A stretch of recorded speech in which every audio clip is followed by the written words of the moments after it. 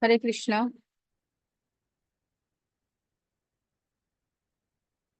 Let's start with the prayers.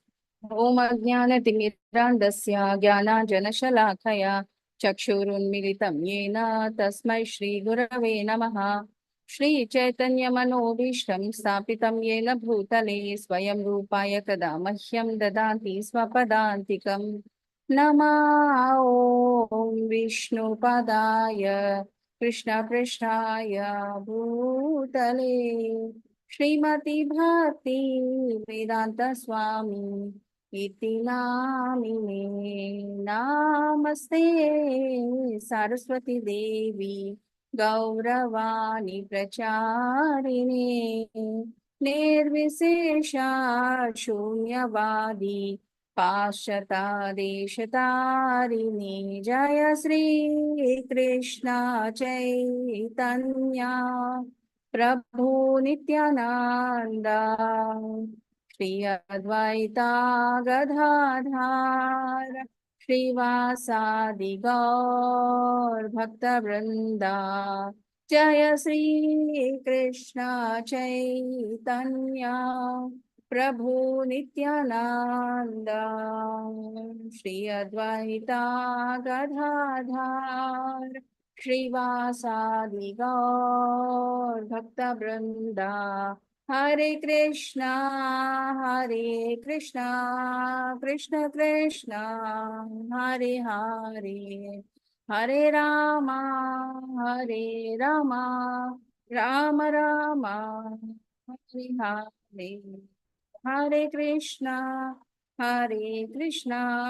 Krishna Krishna Hare Hare Hare Rama, Rama Rama, Hare Hare, Hare Krishna, Krishna Krishna, Hare Hare, Hare Rama, Rama Rama, Hare Hare. Hariharaya Nama Krishnaya Yadavaya Namaha Yadavaya Madhavaya Keshavaya Namaha Hariharaya Nama Krishnaya Yadavaya Namaha Yadavaya Madhavaya Govindaya Namaha Sri Krishna Hari Bol Gopala Hari Bol Radha Ramana Govinda Hari Bol Sri Krishna Hari Bol Gopala Hari Bol Radha Ramana Govinda Hari Bol Jayo Radha Govinda Radha Govinda Radhe Jaya Gauranitai Jaya Gauranitai Gauranitai Jaya Gauranitai Jaya Panchatattva Jaya Panchatattva Panchatattva Jaya Panchatattva Jaya Prabhupada Jaya Prabhupada Prabhupada Jaya Prabhupada Nitai Gaura Hari Bol Hari Bol Hari Bol Nitai Gaura Hari Bol Vancha Kalpatarubhyascha Kripa Sindhubhya Evacha Patitanam Pavanebhyo Vaishnavabhyo Namo Namaha. Welcome you all to the level 2 class, and today we are going to continue with chapter number 3, Karma Yoga. Okay. So yesterday we learned about the Nishkama Karma Yoga. That means whatever the work we are doing, we have to give it as a service towards the Lord, not expecting the result out of the work. We should not be eating the fruits of our own work. Rather, we should do the work as a service towards the Lord. Okay. So in continuation to our Arjuna's doubt, what is the conversation which is going on between Lord Krishna and Arjuna, we will see now. Okay. So here Lord Krishna is saying to Arjuna, do your duty without attachment to set a proper example and elevate yourself. How? Karma Yoga, the process by which one overcomes his material attachment through working in the world. Okay.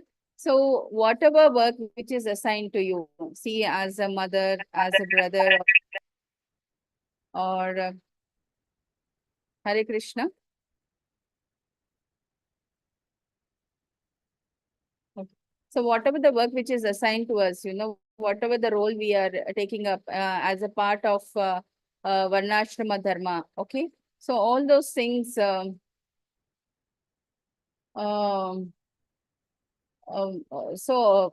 we have to do that work completely and properly. So in that way, we'll be renunciating the work, but we should not expect any result out of it. Okay. So what about the one who has achieved perfection through the Karma Yoga? So here again, Arjuna is asking that how about the people who are constantly doing the service towards the only the work, they are taking up certain work as per the Varnashrama Dharma and they are only perfecting in that. So that is never amount to a Karma Yoga. That is only amounting to the Karma Kanda. So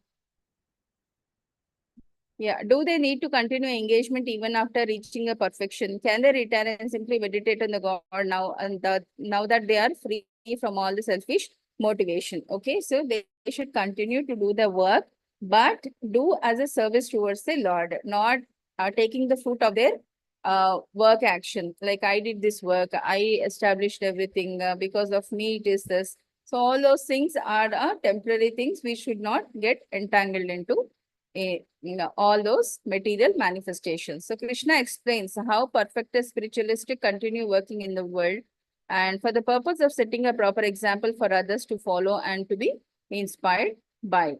Okay. Nishkama karma. Act difficultly without detachment to set a correct example. Act out of duty to set an example for others because whatever great men do, common men follow. Okay. Yad yad acharati. So here Arjuna being a famous personality, he should be setting a good example by doing his work properly. So he being a Kshatriya, now he is in a war field. His duty is to fight against the opposite army, whether you win or die, but you have to do your work. So especially the people with the special skills and talent and what is the celebrities, especially whomever we think so. So they should always work up to their standards and not only them, the other people also, but whom we admire, they should be setting a right example to the society so that the others follow them. Okay. So here we have an examples of Janaka Maharaj, that is performing the duties without any fruitive desires or attachments, and Arjuna himself. Okay.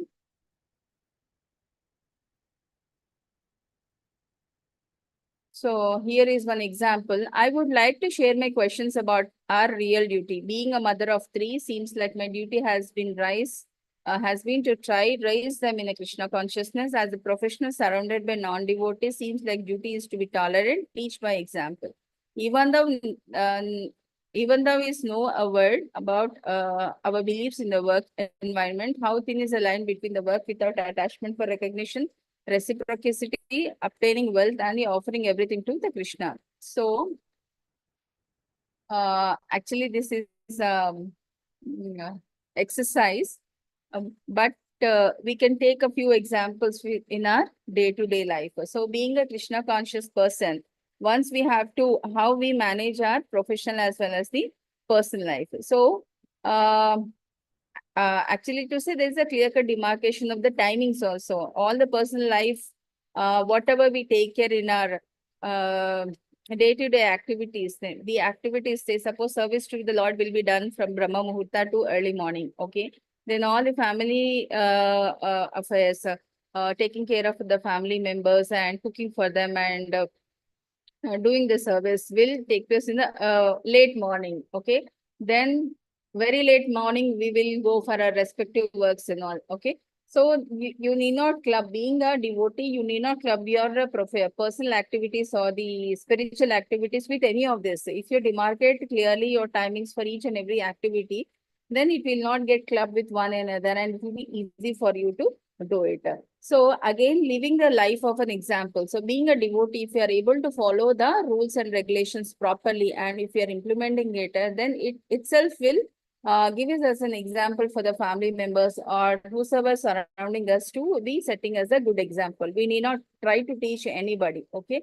Just by living ourselves fully to what we are, automatically everything else will be taken care of. So, and at the same time, at workplace also, yes, of course, a lot of targets will be there, lot of achievements has to be done, and we have to deal with lot of diplomatic people and all.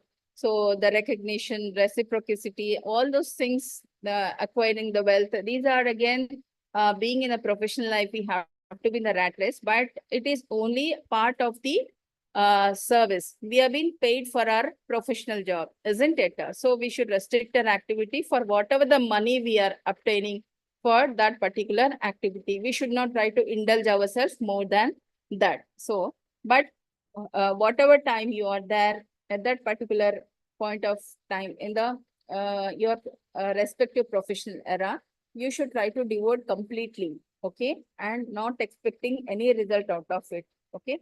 Good comes, bad comes, it is the result of Lord Krishna. So you should not try to reciprocate that I did so much, why this happened to me, and whatever it is, the results are not in our hands, but our duty is, what in our hand is to do our duty properly. So in this way, we can plan our spiritual life, personal life, and professional life, which will not get clashed with each other.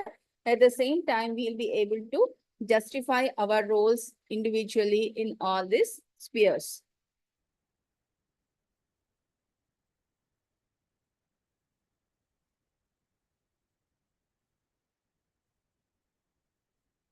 I think that is.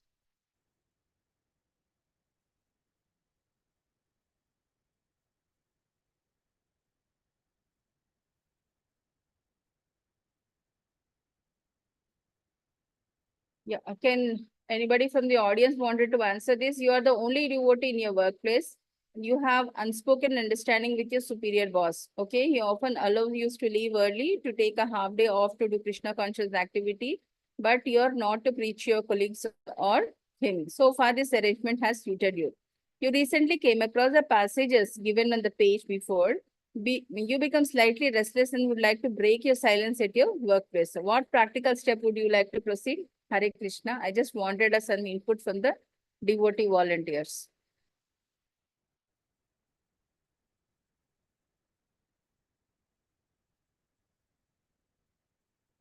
Any one or two can speak about this?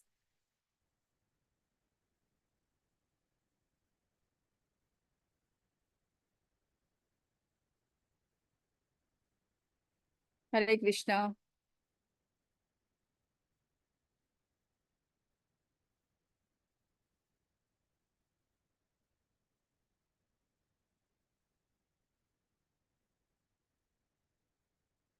Hare Krishna. Anyone can unmute and please give your input. Hare Krishna, Mataji. Mataji, Hare the Krishna. page before it is not opening. You cannot see what is written on the page before. The page Is before, it, when I scroll it down, it is not opening. is it the same for all others?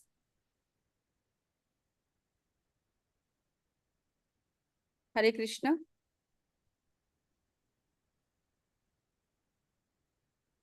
Hare Krishna. No, Mataji. The slide you were reading is in front. You're able to see it? Yes, Mataji. Okay. Please give your inputs, no, about this. Say, suppose you are the person who is practicing Krishna consciousness at your workplace, and you've been given leverage to take off to practice Krishna consciousness. This has suited so far. And now that the situation is that you wanted to take advantage of that and you wanted to start preaching the people at the workplaces. So what practical steps would you like to take?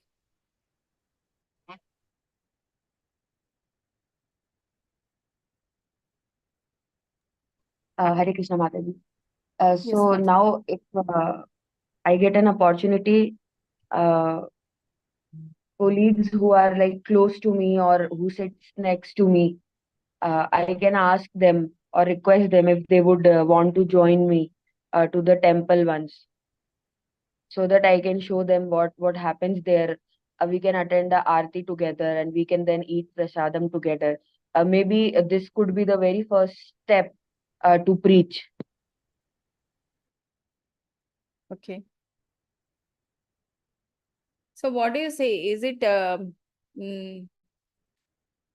it is good to practice Krishna consciousness at a workplace or not to practice?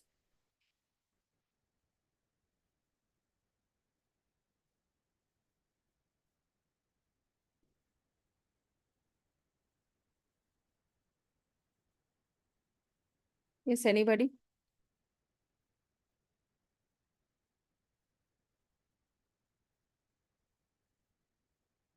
Hare Krishna.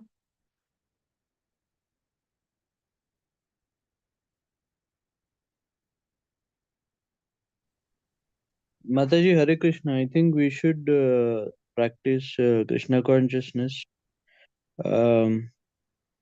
I mean, wherever possible, I think we should see the opportunity and start Yes, it Prabhu. in a diplomatic way. But whatever is the easiest way, but we should start. Yes, Prabhu. Yes, Prabhu. See, simply if you are having a free time in your workplace, instead of gossiping and chit-chatting or doing some other activity, we can always open up vedabase.io and read some Bhagavatam or Bhagavad Gita, or we can read any of the Prabhupada books. See, as a devotee, it is mandate that we should be a regular reader. Okay. So we should be devoting some amount of a time reading the scriptures. So that part we can do at a workplace. Okay. And maybe Uh, we can show examples which will make our life easier and compare with daily issues and which will make it easier to follow and convince people to follow Krishna consciousness. yes, Prabhu, I think we should live a life of by example. If we are practicing by ourselves, automatically the surrounding people will get inspired, and whosoever fall into that mode of a goodness will follow us, Prabhu. Okay. Yeah. Thank you so much for the input. Yeah, Haribol Mataji. Hare Krishna, Hare Krishna. So what repression is good for? Okay, do not come under the control of attachment and an aversion. Control your senses by the Vedic principles because they regulate attachment and an aversion. Okay, so better do your duty than others. So we should concentrate on the Varnashrama Dharma, the which Varna we are staying in, which Ashrama we are there, rather than trying to do the other ones. And once in a regulated life, our senses are in under our control. Okay. So likewise, we can be free from all sort of material entanglements. Okay. How to control the senses?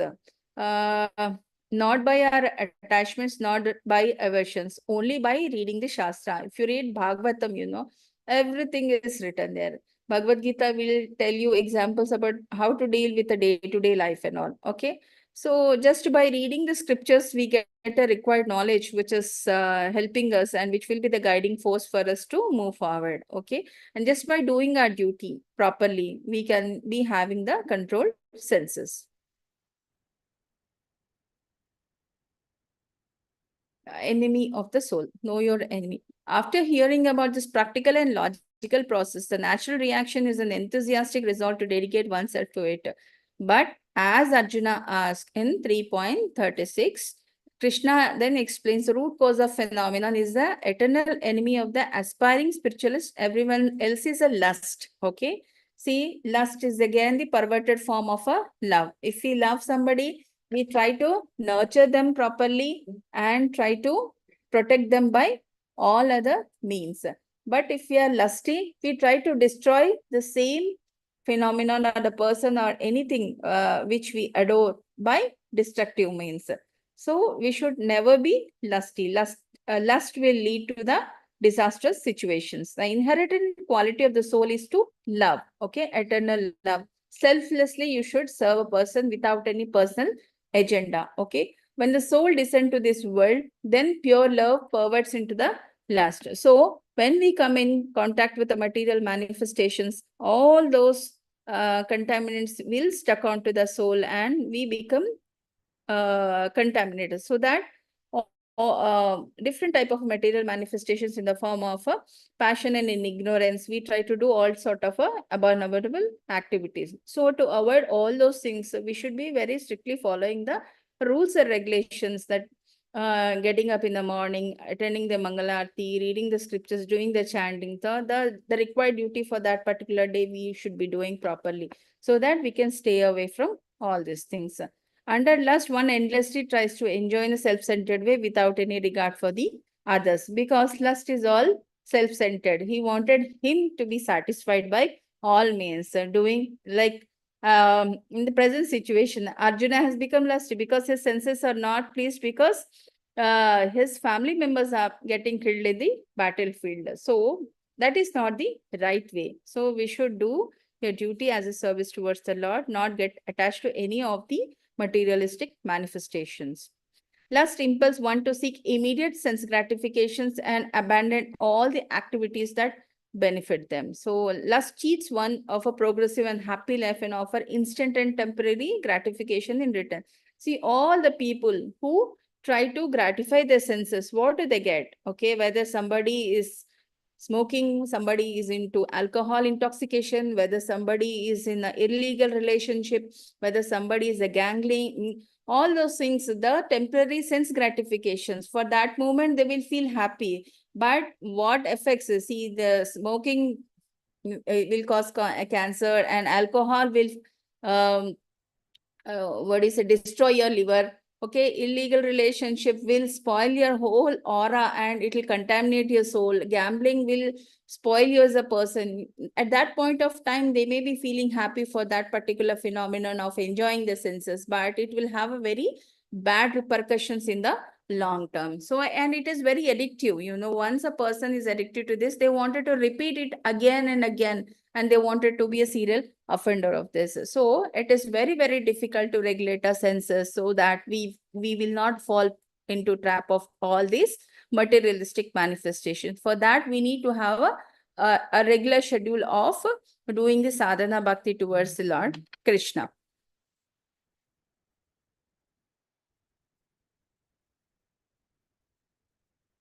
Yeah.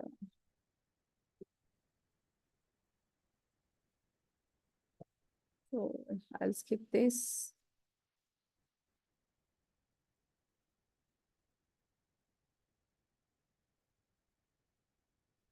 It was many years ago that I became what I am. I was trapped in this life like an innocent lamb. Now I can never show my face at noon, and you will see me walking at the light of the moon. And the brims of my hat hides the eyes of a beast. I have faced a sinner, but the hands of a priest. Oh, I'll never see my shade or hear the sound of my feet while there's a moon over the Bourbon Street. Okay, so this comes to the people who are constantly engaging themselves in the sense gratification, not getting the realization. But once they get realization, the time must have gone out of their hands. So never ever try to place themselves in those lusty things and enjoying the or pleasing their senses. So they should stay away from all those things so that they don't have to remorse of their sinful reactions. So prevention is better than cure, right? So it is always good to regulate your senses from the very beginning rather than feeling sorry afterwards, because many things are irreparable and it once lost, you cannot get them back. Okay. As per Bhagavad Gita 3.36, by what is one impelled to sinful act, even unwillingly, as if it's engaged by force? So it is lust only, Arjuna, which is born of contact with a material mode of passion and later transform into a wrath, and which the all-devouring sinful enemy of this world. Okay.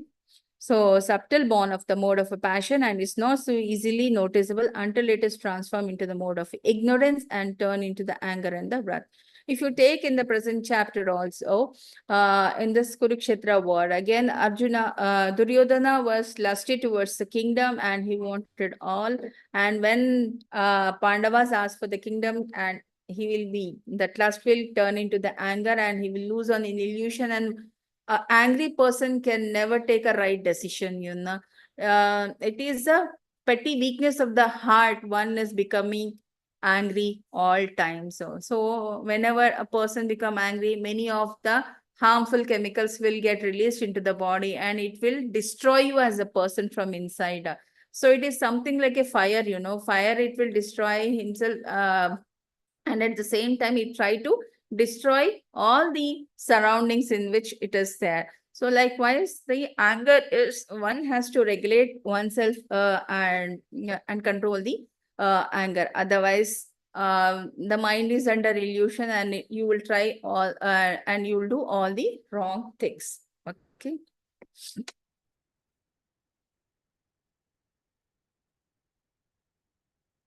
So the lust is like it has been compared to the amnion which is covering the embryo, or a mirror which is covered with a dust, or a smoke which is coming out of a fire, you know.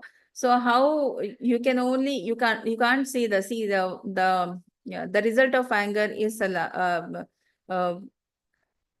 the lust, which is the base of it, and you cannot see the reason behind, but you can see the repercussions of that. So we should always try to regulate our senses so that we will stay away from all this lust, greed, and anger. Okay.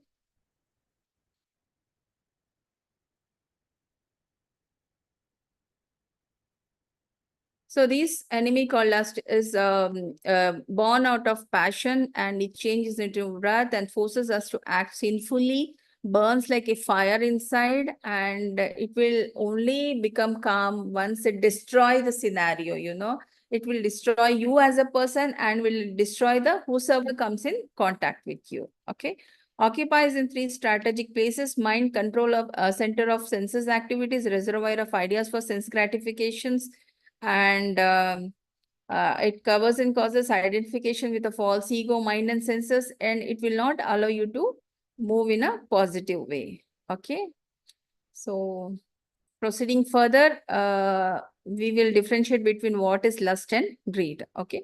Lust is a strong desire or emotion for something, and greed is an excessive desire to possess more of something. Okay. So we'll be having that one car, another car, one bungalow, another bungalow, one jewelry, more jewelry.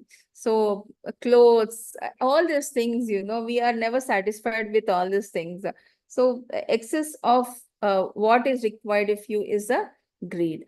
Okay. And lust is something strong desire for that particular thing, that I wanted this at any cost. Okay. Srila Prabhupada, Indians are greedy. We wanted everything excess, and Westerners are lusty. They wanted a strong desire for that sense gratification. So we are encouraged to be spiritually greedy. That means we should have more of a Krishna consciousness. That is thirst for Krishna, also called as Krishna, or thirsty. Okay. I can't get no satisfaction. I can't get no satisfaction because I try and try and try and try. So what should you do? What is the advice? Satisfying lust, another hint in Srimad Bhagavatam. This is a conversation between Maharaja Yudhishthira and Narad Muni. My dear king, if an agricultural field is cultivated again and again, the power of its production decreases. So whatever seeds are sown are lost. So what we should do?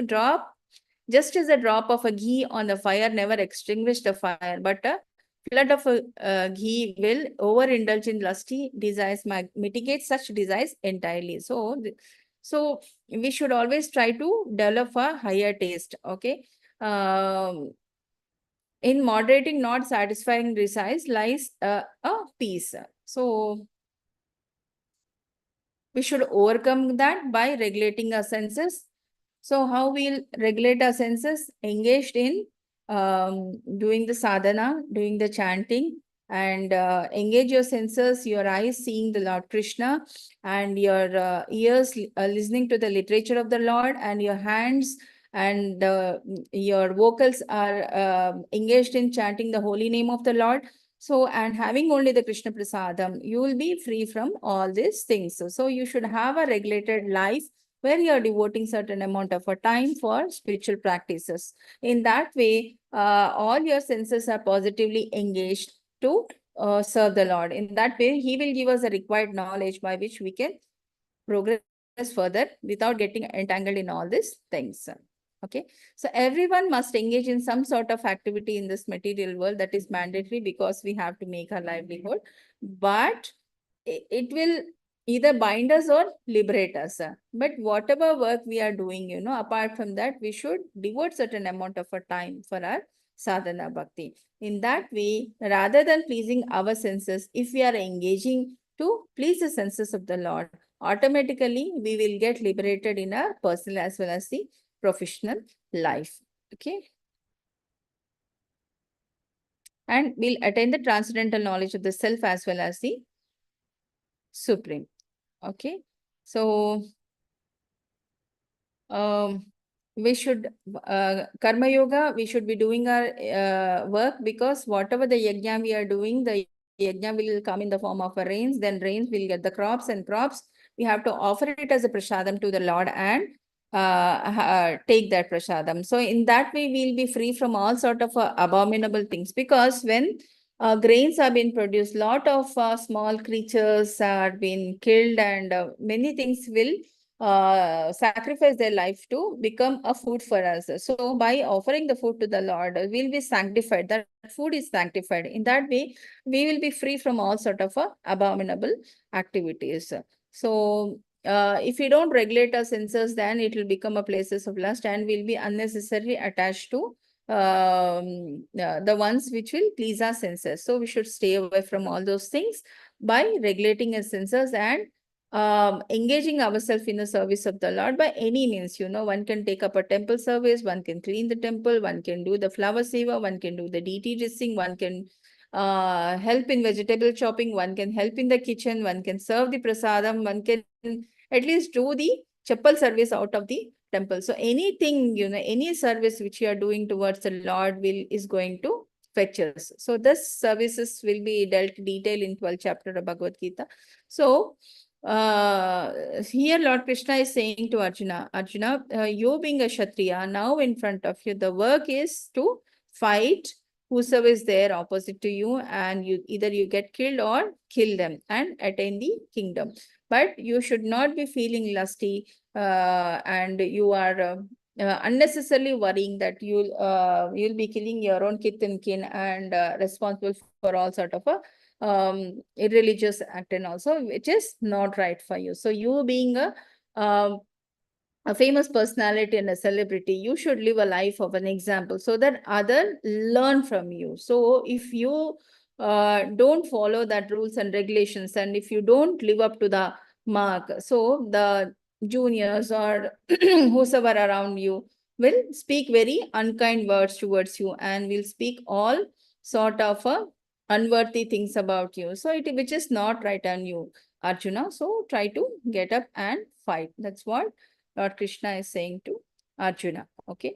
So different type of karmas, sakarma and nishkama karma. Sakarma is the good work, and nishkama karma is doing the work without having attachment to it. So we should never try to take the result of our actions. So if you take examples of a trees, somebody they say most of the squirrels, the root cause for these trees which we see around, the vegetations, whatever we see, after eating, they will leave the seed there, and that will grow into a tree. So whatever the trees, whatever the fruits which are coming in the market and which we are getting, we are not the one who has sown the seed of that particular tree, right? But still we are enjoying the fruits of it. So likewise, we just have to do our work and move forward. Whatever the results are there, Krishna will give to the people who are in the needy, and by doing as a service towards the Lord, we'll free ourselves from all sort of material entanglements and help us to progress further in the bhakti. So to go forward and do service towards the Lord, we should have a knowledge about the Lord. So unless we have a knowledge about the Lord, we cannot go for the self-enlightenment. So what is that knowledge about the Lord? We will come to know in the next chapter. Okay, Hare Krishna. This is all for today.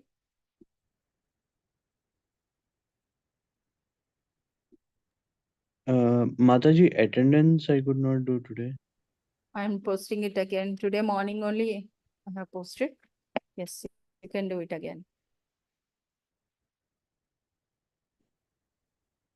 Any questions or doubt about this third chapter? Please, you can ask.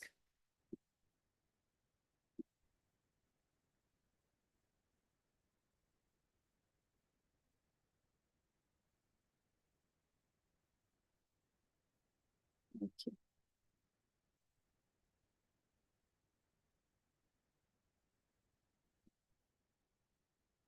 Vancha kalpatarubhyascha kripa sindhubhya eva cha patitanam pavanebhyo vaishnavebhyo namo namaha.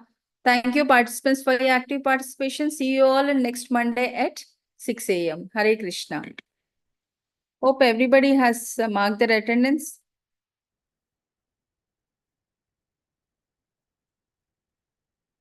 Okay. Fine. Then.